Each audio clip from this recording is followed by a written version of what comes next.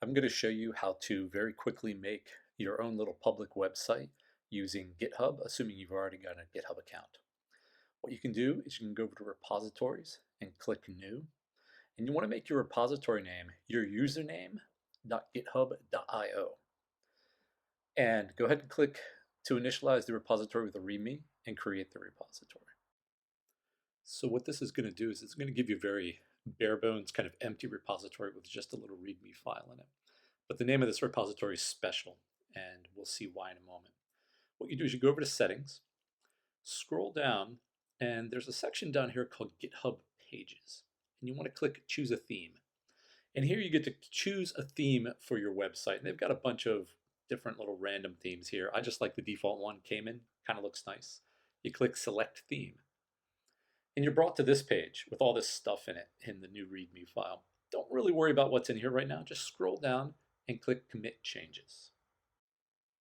So what you've got right now is a very simple GitHub repository with a README in it that's got this default information about how to make your text look nice using something called Markdown.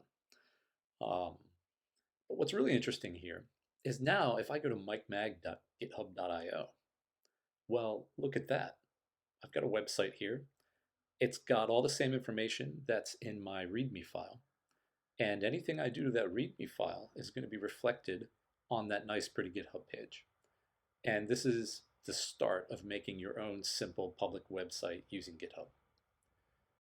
So now obviously we want to customize what's on the website. So I'm going to select the README file, and with this little pencil icon in the upper right, I'm going to click that and I'm going to get a nice online editor. This is a basic text editor, and we can use this to put whatever we want in that README file, and that's what's going to show on the main page of our website. The format of what you put in here is pretty simple. It's mostly just text. You can use something called Markdown to add formatting. Bold things, add headers, add images, lists, anything you want really. There's actually a guide to Markdown that's in this default README file that I'm editing right below where I'm typing right now. And that's a really good introduction to it. And they've got a link a little bit further down to a web page called GitHub Flavored Markdown. And it's very short, it's pretty simple. You can give that a read and you'll know how to format your text for your website. So I'm just going to go ahead and enter some random stuff here. And when I'm done, I'll go ahead and commit this and we'll see what changes on the website.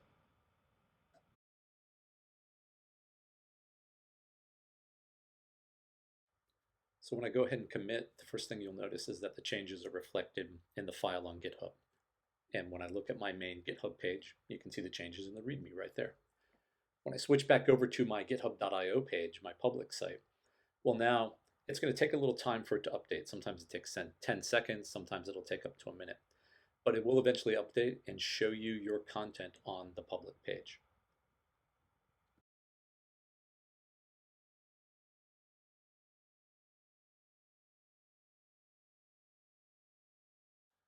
So now let's get some pictures and images onto our web page. Let's go over here to create new file, and I'm going to say that I want to have a directory called images with a file in it called readme.md. And it doesn't matter really what I put in here. I'm just going to say these are my images file. But what this is going to do is it's going to get GitHub to create an images subdirectory for us that we can drag and drop some nice images into to use in the rest of our web page.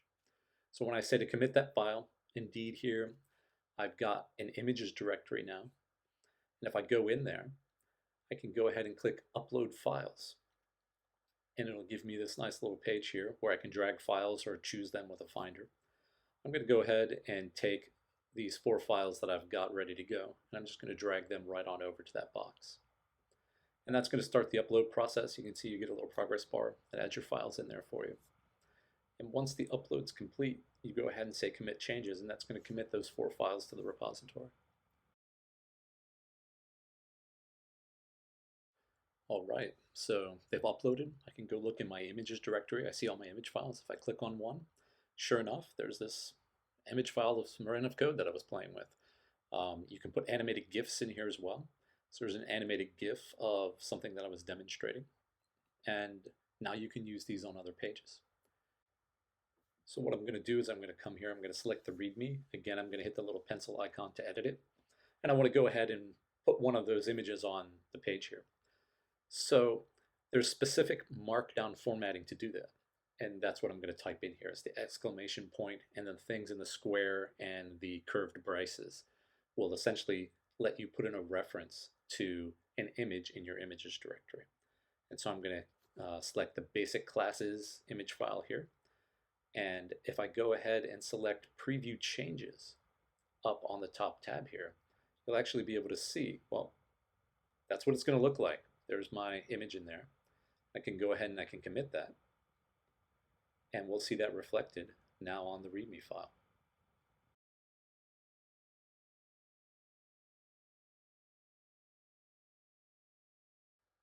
And of course, if I switch back over to the github.io site and refresh, after a moment or two, there's my changes there with the image on it.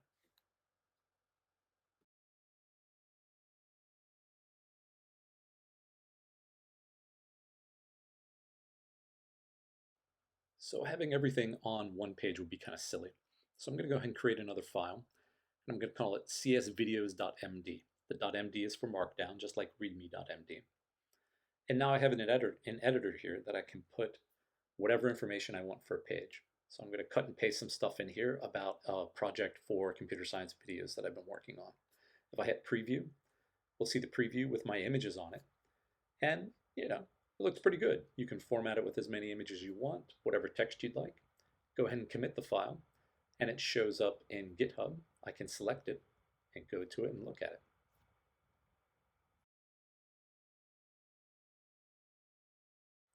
So having made this other page for my video project, I want to go ahead and link to it from my main page.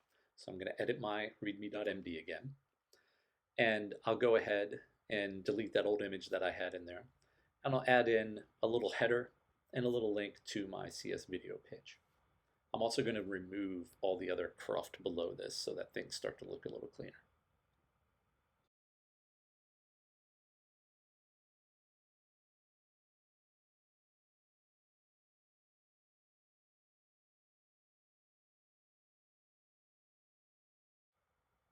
And there you go. My main page is updated. There's a lot less on it now, but I've got a link to my CS videos page. If I go ahead and click that, you'll see, obviously, I'll just go over to that page. It's still here on GitHub as files. But when I switch back over to the public site and refresh it, we'll see the same thing, and we'll see that I can navigate to the page there.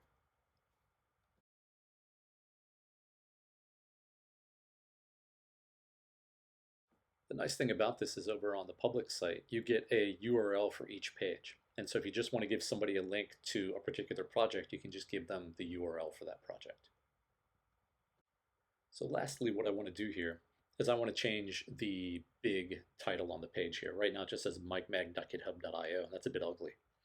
You can control that by editing the config.yml file here. It's called a YAML file.